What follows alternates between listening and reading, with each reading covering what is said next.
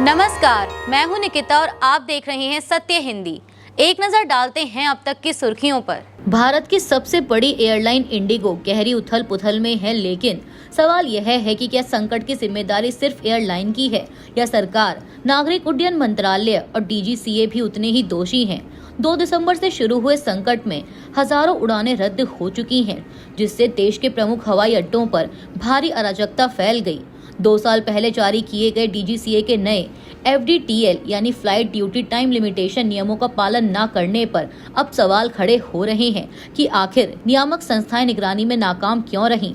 Indigo पर आरोप है कि उसने पायलटों की भर्ती रोक दी, वेतन फ्रीज किया और लागत घटाने पर ध्यान दिया, जिसके चलते पायलटों की भारी कमी हुई और दिसंबर में उड़ानें ठप पड़ी। जबकि एयर इंडिया और अकासा जैसी एयरलाइनों ने नियमों का पालन करने के लिए समय रहते कदम उठाए।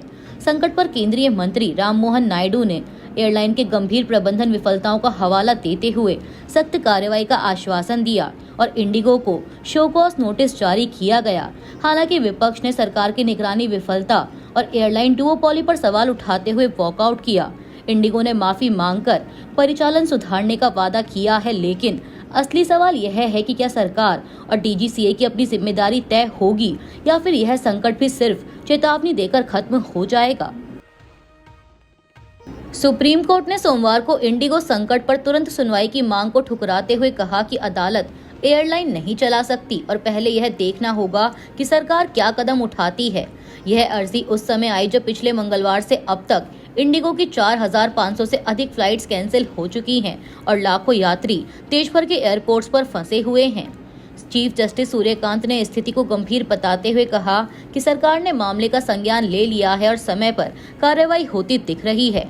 इधर दिल्ली हाईकोर्ट बुधवार को उस PIL पर सुनवाई करेगा जिसमें इंडिगो पर मनमाने कैंसिलेशन, ओवर बुकिंग और डीजीसीए नियमों के उल्लंघन के आरोप लगे हैं। याचिका में बड़े पैमाने पर फ्लाइट कैंसिलेशन की स्वतंत्र जांच और एयरपोर्ट पर फंसे यात्रियों के लिए तत्काल बुनियादी सुविधाएं सुनिश्चित करने की मांग की गई है। इस बीच इंडिगो का संचालन 7वें दिन भी बाधित रहा और सोमवार को 450 फ्लाइट्स रद्द रहीं। केंद्र सरकार ने सोमवार को सुप्रीम कोर्ट में पर्यावरण कार्यकर्ता सोनम वांगचुक की जोधपुर जेल से वीडियो कॉन्फ्रेंसिंग के जरिए पेश होने की अपील का विरोध किया। वांगचुक ने नेशनल सिक्योरिटी एक्ट यानी NSA के तहत अपनी हिरासत से जुड़े मामले में अदालत के सामने वर्चुअल रूप से पेश होने की अनुमति मांगी थी। सुप्रीम कोर्ट में यह सुनवाई उनकी पत्नी गीतांजलि अंगमो की याचिका पर हो रही थी, जिसमें वांगचुक की हिरासत को अवैध, मनमाना और मौलिक अधिकारों का उल्लंघन बताया गया है। अंगमो की ओर से वरिष्ठ वकील कपिल सिब्बल ने बताया कि वांगचुक वीडियो कॉन्फ्रेंसिंग के जरिए कोर्ट से जुड़ना चाहते हैं। हालांकि केंद्र की ओर से ST तुषार मेहता ने इसका विरोध करते हुए कहा कि देश भर में सभी कैदियों के साथ समान व्यवहार होना चाहिए। इसके बाद सुप्रीम कोर्ट ने सुनवाई 15 दिसंबर तक टाल दी। लद्दाख को राज्य का दर्जा और 6ठी अनुसूची का संरक्षण देने की मांग को लेकर हुए प्रदर्शनों के दौरान हिंसा के बाद वांगचुक को 26 सितंबर को NSA के तहत हिरासत में लिया गया था। सरकार ने उन पर हिंसा भड़काने का आरोप लगाया है। पंजाब कांग्रेस ने सोमवार को कड़ा कदम उठाते हुए डॉक्टर नवजोत कौर सिद्धू को पार्टी की प्राथमिक सदस्यता से तत्काल प्रभाव से निलंबित कर दिया है। प्रदेश अध्यक्ष अमरिंदर सिंह राजा वडिंग ने X पर पार्टी का आधिकारिक आदेश साझा किया, जिसमें उनके निलंबन की पुष्टि की गई। यह कार्रवाई उस वीडियो के वायरल होने के बाद हुई जिसमें नवजोत कौर पत्रकारों से बात करते दौरान पति और कांग्रेस नेता नवजोत सिंह सिद्धू से जुड़े एक सवाल पर कहती दिखी कि वह कांग्रेस से बहुत जुड़े हुए हैं। मुझे लग नहीं रहा कि नवजोत सिंह सिद्धू को प्रमोट होने देंगे। कोई भी पार्टी उनको ये ताकत दे दे कि वो पंजाब को सुधार सके और हमारे पास किसी भी पार्टी को देने के लिए पैसे नहीं हैं। इस दौरान उनसे पूछा गया कि क्या किसी पार्टी ने आपसे पैसे की डिमांड की है। इस पर नवजोत कौर सिद्धू ने कहा कि हमसे किसी ने डिमांड नहीं की, पर CM वही बनता है जो 500 करोड़ का अटैची दे। समाचार एजेंसी PTI की एक रिपोर्ट के मुताबिक कांग्रेस की नेता नवजोत कौर सिद्धू ने मुख्यमंत्री की कुर्सी के लिए 500 करोड़ रुपए वाले बयान पर राजनीतिक विवाद खड़ा होने के बाद सफाई दी थी। उन्होंने कहा था कि उनकी टिप्पणी को तोड़ मरोड़ कर पेश किया गया है।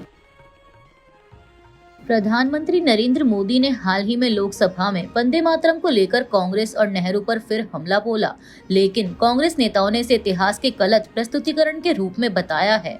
कांग्रेस के मुताबिक 1937 में कोलकाता में हुई कांग्रेस कार्य समिति यानी CWC की बैठक में वंदे मातरम के पहले 2 पदों को राष्ट्रीय समारोह में गाने की सिफारिश की गई थी। इस निर्णय में रविंद्रनाथ टैगोर की सलाह शामिल थी, जिन्होंने पहले 2 पदों की कोमलता और भक्ति की भावना को विशेष महत्व दिया। बाकी पद कम ज्ञात थे और उनमें कुछ धार्मिक विचारधारा थी, इसीलिए केवल पहले 2 पद अपनाए गए। RSS ने 1940 में नमस्ते सदा वत्सले मातृभूमि को दैनिक प्रार्थना के रूप में अपनाया और वंदे मातरम को अपनी शाखाओं में शामिल नहीं किया। कांग्रेस नेता मल्लिकार्जुन खड़गे ने हाल ही में कहा था कि RSS और भाजपा वंदे मातरम को मुद्दा बनाते हैं, लेकिन अपनी शाखाओं में ना तो इसे गाते हैं और ना ही जनगण मन को। इसके बजाय वे अपनी प्रार्थना को प्राथमिकता देते हैं। RSS ने वंदे मातरम को क्यों नजरअंदाज किया? इतिहासकारों का मानना है कि 1930 से 40 के दशक में जब कांग्रेस ने इसे अपनाया, RSS ने अपनी अलग हिंदुत्व आधारित पहचान बनाई। वे इसे कांग्रेस का गीत मानते थे जो मुस्लिम विरोधी विवादों से जुड़ा था। कांग्रेस नेताओं ने आरोप लगाया कि बीजेपी और RSS इतिहास को राजनीतिक लाभ के लिए तोड़ मरोड़ कर पेश कर रहे हैं। महासचिव जयराम रमेश ने PM मोदी को मास्टर डिस्टोरियन कहा और कहा कि उन्होंने टैगोर और स्वतंत्रता सेनानियों का अपमान किया।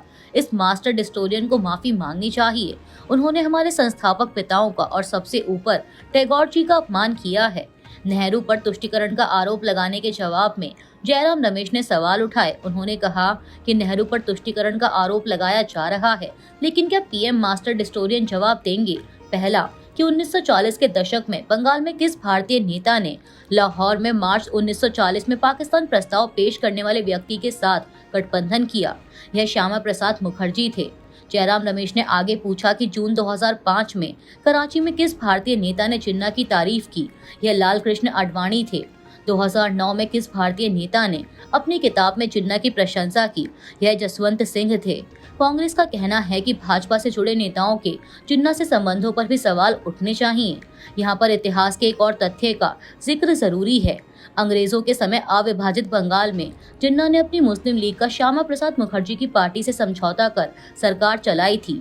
इसी तरह हिंदू महासभा ने जिन्ना के 2 राष्ट्र सिद्धांत का समर्थन किया था। लोकसभा में सोमवार को वंदे मातरम के 150 वर्ष पूरे होने पर हुई बहस के दौरान कांग्रेस सांसद प्रियंका गांधी ने सरकार पर जनता का ध्यान भटकाने का आरोप लगाया। उन्होंने कहा कि वंदे मातरम देश की मिट्टी में बसता है और इस पर विवाद की जरूरत नहीं, लेकिन सरकार अनावश्यक बहस कर रही है। प्रियंका गांधी ने PM मोदी के भाषण पर टिप्पणी करते हुए कहा कि वे अच्छा भाषण देते हैं, लेकिन तथ्यों में अक्सर कमजोर पड़ जाते हैं। इसमें भी एक कला होती है कि तथ्यों को किस तरह से जनता के सामने रखा जाए। मैं नई नहीं हूँ, जनता की प्रतिनिधि हूँ, कलाकार तो नहीं हूँ, इसीलिए मैं भी सदन के सामने कुछ तथ्य रखना चाहती हूँ। उन्होंने आरोप लगाया कि PM मोदी ने सदन में 20 अक्टूबर की जो चिट्ठी पढ़ी, जिसे नेहरू द्वारा नेताजी सुभाष चंद्र बोस को लिखा बताया गया, उस संदर्भ में उन्होंने नेताजी की 3 दिन पहले लिखी गई चिट्ठी का उल्लेख ही नहीं किया। कांग्रेस नेता ने कहा कि वह नई सांसद हैं, लेकिन तथ्यों को सही रूप में सामने लाना चाहती हैं। लोकसभा में वंदे मातरम पर तीखी बहस के बीच कांग्रेस सांसद प्रियंका गांधी वाड्रा ने बीजेपी और RSS पर निशाना साधा और उनके इरादों पर सवाल उठाए। उन्होंने कहा कि कांग्रेस के हर अधिवेशन में वंदे मातरम गाया जाता है, लेकिन बीजेपी RSS के अधिवेशनों में ऐसा होता है या नहीं? प्रियंका ने PM मोदी के नेहरू बोस पत्र के केवल चुनिंदा हिस्सों को पेश करने को गलत बताया और कहा कि पत्र का पूरा संदर्भ स्पष्ट करता है कि विरोध सांप्रदायिक ताकतों ने गढ़ा था। उन्होंने कहा कि कांग्रेस देश के लिए है और बीजेपी चुनाव के लिए। हम मिट्टी और देश के लिए लड़ते रहेंगे, आप हमें रोक नहीं सकते। प्रियंका ने PM मोदी पर तंज कसते हुए कहा कि उन्होंने वंदे मातरम को राजनीतिक हथियार बनाने की कोशिश की और स्वतंत्रता सेनानियों का अपमान किया। वंदे मातरम के स्वरूप पर सवाल उठाना संविधान सभा के महापुरुषों का अपमान है। प्रियंका ने PM मोदी से ये भी सवाल किया कि बंगाल चुनाव के मद्देनजर ही सदन में बहस क्यों करवाई जा रही है। उन्होंने कहा कि आज सदन में वंदे मातरम पर बहस की 2 वजहें हैं।